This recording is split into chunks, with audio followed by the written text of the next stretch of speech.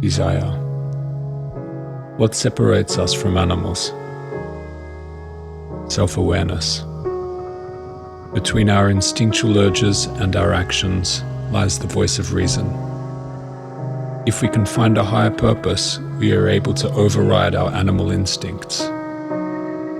We can hold an ideal in higher regard than gratification of our senses.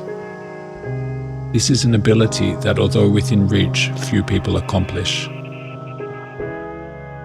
It is but repetition of the conviction of the greatest thinkers and of the mystics and the spiritual leaders of all ages, that for every person who wished to advance in evolution and to attain real happiness, there comes a time when desires must starve, the animal passions must die. Nothing hinders us so much in the development and exercise of our powers as our external desires.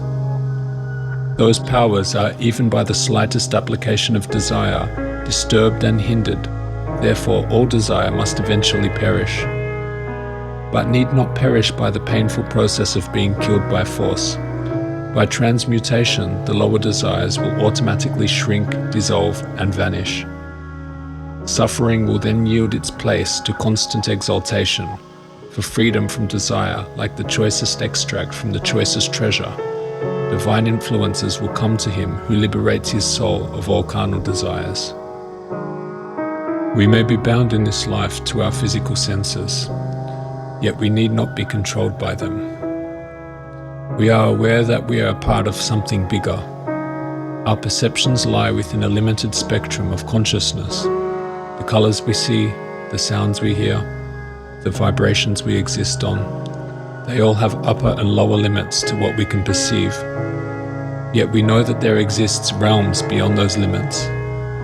The hummingbird has 4 color cones in their eyes that allow them to see many more colors than humans can experience. The 4th cone that humans don't possess allow hummingbirds to detect UV. A wider range of animals can hear sounds that we cannot hear.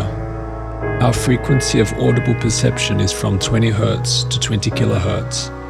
A bat's hearing range is from 9 Hz to 120 kHz.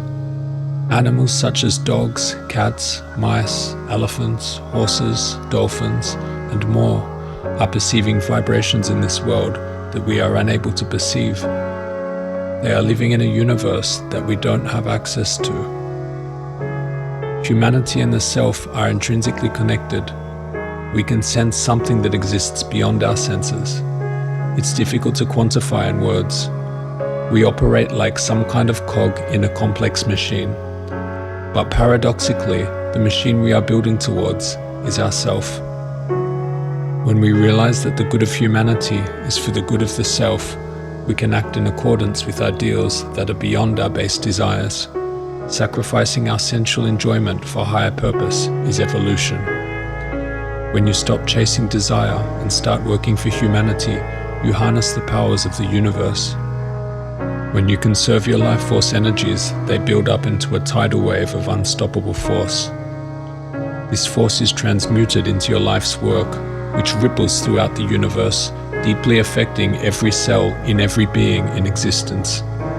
We have seen this great power wielded throughout history by the greats, Tesla, Gandhi, Beethoven, Da Vinci. Their efforts have greatly shaped the world in which we live today.